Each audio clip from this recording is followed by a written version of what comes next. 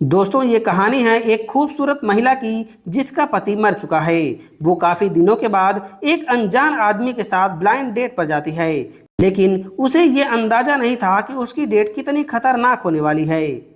Hotel में पहुंचने के बाद उसके साथ क्या क्या होता है, आइए हम देखते हैं आज की कहानी में। दोस्तों कहानी की शुरुआत में हम वायलेट नाम की एक खूबसूरत महिला को देखते हैं जो किसी हेनरी नाम के आदमी के साथ आज डेट पर जाने वाली थी। और मजे की बात यह है कि इसने अभी तक हेनरी को देखा भी नहीं है, मतलब कि ये आज एक अनजान आदमी के साथ मजे करने वाली थी। अब ये उस होटल में पहुंच चुकी थी जहां हेनरी ने उसे बुलाया था, लेकिन अभी तक हेनरी वहां पर नहीं पहुंचा था। वायलेट अपनी ही धुन में मस्त होकर चली जा रही थी, तभी वह गलती से एक आदमी से टकरा जाती है और उसे इग्नोर करके वो काउंटर पर पहुंच जाती है। वहां पर उसकी मुलाकात कारा नाम की वेट्रेस से होता है। उसी वक्त वायलेट के पास रिचर्ड नाम का एक आदमी आता है। वो वायलेट को डायना कहकर बुलाता है, लेकिन जब रिचर्ड उसका चेहरा देखता है तो उसे पता चलता है कि ये तो डायना नहीं है बल्कि कोई और ही है। दरअसल रिचर्ड भी आज एक ब्लाइंड डेट पर आया हुआ था और वो भी अपनी गर्लफ्रेंड का इंतजार कर रहा था। थोड़ी देर तक वायलेट और रिचर्ड दोनों बात करते हैं और फिर कुछ समय के बाद रिचर्ड की गर्लफ्रेंड आ जाती है, तो वह अपनी गर्लफ्रेंड के साथ अपनी टेबल पर चला जाता है। अब वायलेट अकेली थी, इसीलिए वो अपना फोन चलाने लगती है, लेकिन तभी वायलेट के पास कोई ड्राफ्ट से मैसेज भेजता है। दरअसल इस ऐप से आसपास के लोगों को मैसेज कर सकते थे, लेकिन यहाँ पर फोन चलाने वाले बहुत सारे लोग थे, इसीलिए वायलेट को पता नहीं चलता कि उसके पास मैसेज कौन कर रहा है। और उसी वक्त वहाँ पर हेनरी आ जाता है, जिसे देखकर वायलेट खुश हो जाती है और वो सारे मैसेज को इग्नोर कर देती है।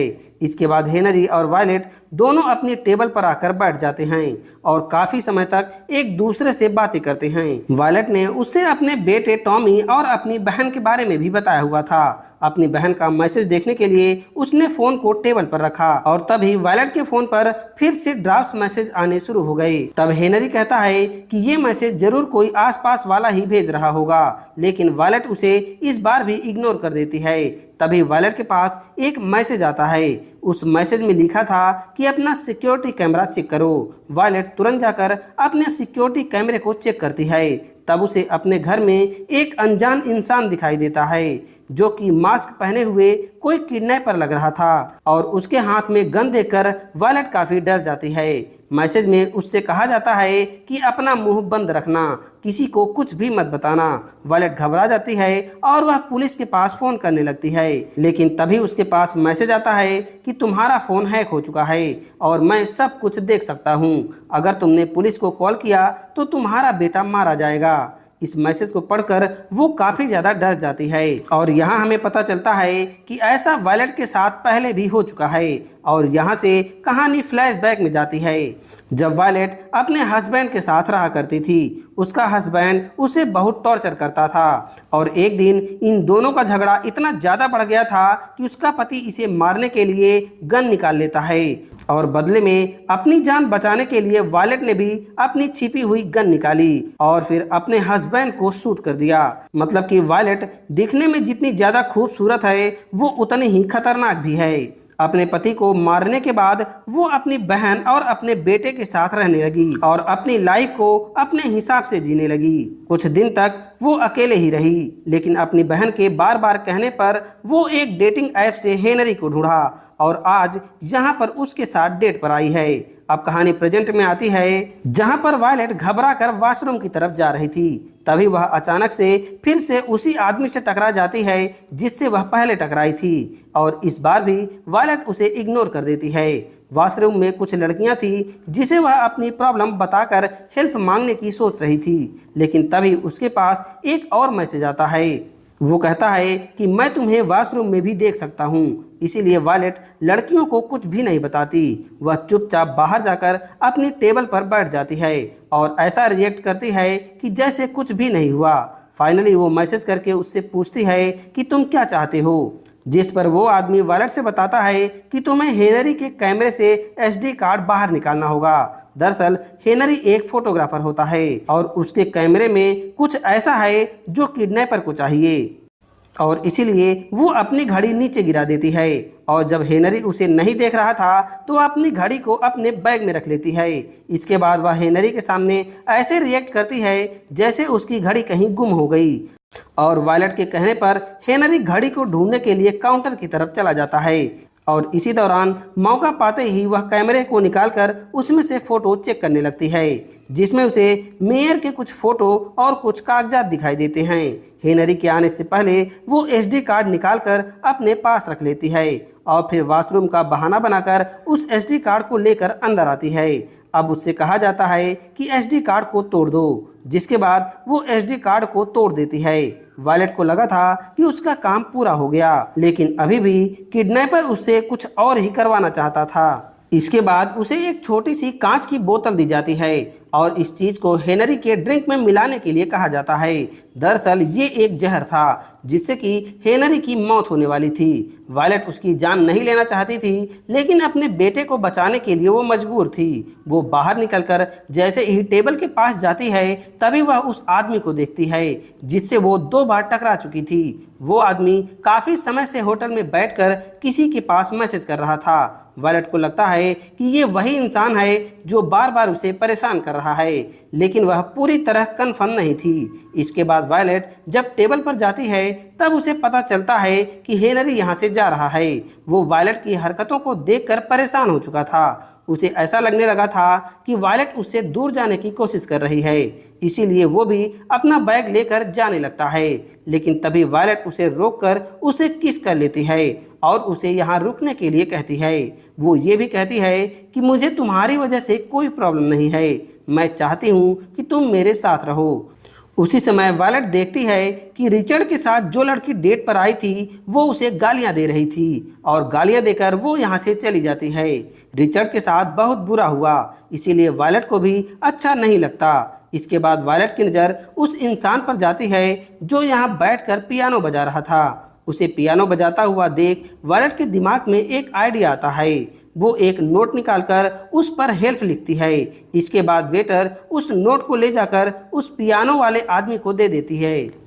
कुछ समय बाद वो ड्रिंक पीने के लिए ढेर सारे नोट निकालता है और तभी वह वायलट के नोट को भी देख लेता है। वो वायलट के नोट को देखकर किसी के पास कॉल करता है और वह ड्रिंक लेने के बाद वापस से आकर पियानो बजाने लगता है। इधर वेटर जब वायलट के लिए डिनर लेकर आते हैं तभी डिनर के प्लेट में वायलट को वो नोट दिखाई देता है। जो इंसान पियानो बजा रहा था अचानक वह जमीन पर गिर जाता है। इसी दौरान वायलट के फोन पर फिर से एक मैसेज आता है और वह फिर से कैमरा को चेक करती है, जिसके बाद वायलट को पता चलता है कि उसके घर में जो आदमी था उसने जेनी पर हमला कर दिया था और टॉमी को एक कमरे में बंद कर दिया है। दरअसल वायलट ने जो चालाकी की थी इसीलिए वो आदमी गुस्सा हो गया था।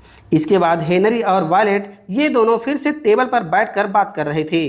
अब मूड फ्रेश करने के लिए वायलट कहती है कि मेरा वोडका पीने का मन कर रहा है, क्योंकि वोडका के अंदर उसे पॉइजन भी मिलाना था। काउंटर पर जाने के बाद जब कारा ड्रिंक निकालती है तो वायलट उसमें पॉइजन मिलाने वाली थी, लेकिन तभी उसे एक मैसेज आता है कि इसे तुम्हें अपने टेबल पर मिलाना होगा। जिसके बाद वायलट ड्रिंक को लेकर टेबल पर आती है। अब यहाँ पर वायलट ड्रिंक को मिलाने से पहले वो हेनरी से पूछती है कि आखिर तुमने मेरे अंदर क्या देखा जो कि मेरे साथ डेट पर आ गए। जिस पर हेनरी कहता है कि मैं ज़्यादा डेटिंग ऐप नहीं चलाता, क्योंकि इन ऐप्स पर लोग दिखावा करते हैं, लेकिन तुम उन सब में अलग थी। तुमने वही दिखाया जो तुम असल में हो और बस यही मुझे अच्छा लगा। इसके बाद वायलट अपने बारे में हेनरी को बताती है कि किस तरह से उसका पति अपने ही बच्चों के सामने उसे टॉर्चर करता था। वो भी एक बार नहीं बल्कि हर रोज उसके साथ जानवरों जैसा व्यवहार करता था। और ये बताते हुए वो काफी इमोशनल हो जाती है, लेकिन इसके बाद हेनरी उसे शांत करता है और उसे ड्रिंक पीने के लिए कहता है। अब ड्रिंक के साथ एक और सामान था जिसे वायलट जानबूझकर लाना भूल गई। हेनरी उसे लेने के लिए काउंटर पर जाता है तो मौका देखकर वायलट उसके ड्रिंक में पॉइजन मिला देती है। हेनरी आकर टेबल पर बैठता है और बस पीने ही वाला था, लेकिन तभी वायलट उसके ऊपर ड्रिंक गिरा देती है और उस ड्रिंक को पीने से रोक देती है। अब साफ करने के लिए हेनरी वॉशरूम में जाता है और उसी वक्त वायलट के पास एक मैसेज आया। वायलट को लगा कि ये मैसेज फिर से उसी इंसान का है जो उससे टकराया था। वायलट उस इंसान के पास जाकर अपना गुस्सा निकालने लगती है, लेकिन तभी उसके पास वो लड़की आ जाती है जिसका वो यहाँ पर इंतजार कर रहा था। इसीलिए वायलट रुक जाती है। वायलट को इतनी घबराई हुई हालत में देखकर कारा उसके पास आती है और उससे कहती है कि आखिर तुम्हें क्या हुआ है, अगर तुम्हें अपने पार्टनर से दिक्कत है तो तुम मुझे बता सकती हो। जिस पर वायलट कहती है कि नहीं, ऐसा कुछ भी नहीं। फिर वायलट कारा से उस इंसान के बारे में पूछती है जिससे वह 2 बार टकराई थी। उसे देखकर कारा कहती है कि हाँ, वो अक्सर यहाँ पर आया करता है, लेकिन हर बार वो सामने वाली टेबल को ही बुक करता था, लेकिन आज उस टेबल को रिचर्ड बुक कर लिया था। जिसके बाद वायलट रिचर्ड के पास जाती है और उसे ड्रिंक ऑफर करती है, जिस पर रिचर्ड उसका नाम लेकर कहता है कि मैं ड्रिंक कर चुका हूँ। अपना नाम सुनकर वायलट उससे कहती है कि तुम्हें मेरा नाम कैसे पता, और वायलट समझ जाती है कि इतनी देर से उसे परेशान करने वाला कोई और नहीं बल्कि रिचर्ड ही था, और ये सारा कांड वो ही उससे करवा रहा था। जिसके बाद रिचर्ड उसे अपनी सीट पर बैठाता है और उसे ड्रिंक पीने के लिए कहता है। वायलट उसे मना नहीं कर सकती थी, इसीलिए उसके कहने पर उसे पी लेती है। रिचर्ड उससे कहता है कि बस एक आखिरी काम बचा हुआ है, उसे पूरा कर दो और तुम अपनी फैमिली के पास जा सकती हो। वैसे भी तुम काफी होशियार हो, क्योंकि तुमने हेनरी को ड्रिंक पीने से रोक दिया, लेकिन तुम्हारी वजह से वो पियानो बजाने वाला आदमी मारा गया, क्योंकि समय रहते वह मुझे मिल गया, नहीं तो वो पुलिस के पास कॉल करने वाला था। इन दोनों के बीच में बात हो ही रही थी कि उसी वक्त यहाँ पर हेनरी आ जाता है, जहाँ वायलट उसे झूठ बोलती है और कहती है कि रिचर्ड मेरा दोस्त है। इसके बाद वो हेनरी को ड्रिंक पीने के लिए कहती है। वो पीना तो नहीं चाहता था, लेकिन वायलट ने दिया था, इसीलिए वो पी लेता है, और फिर वायलट के कहने पर वो अपनी टेबल पर जाकर बैठ जाता है।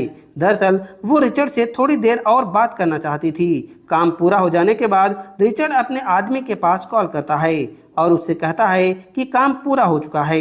रिचर्ड भी काफ़ी खुश था, इसीलिए वो भी आराम से बैठकर अपना डिनर करने लगता है। उसी वक्त वायलट उससे कहती है कि मैंने तुमसे झूठ बोला, मैंने हेनरी की ड्रिंक में जहर नहीं मिलाया था। ये सुनकर रिचर्ड काफ़ी डर जाता है और अपने डिनर को घूरने लगता है।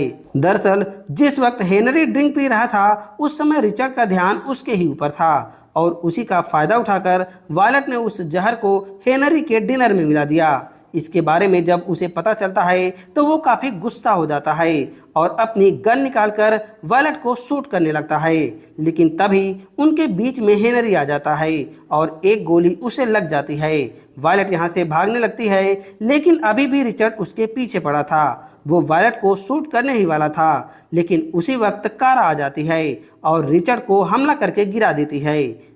जब वह कारा से फाइट कर रहा था, तब वो चाकू से उस पर हमला करता है, जिससे कि कारा भी जख्मी हो जाती है। वो दोबारा से गन लेकर वायलट के सामने आ जाता है। तभी वायलट एक सामान लेकर उस कांच पर फेंकती है।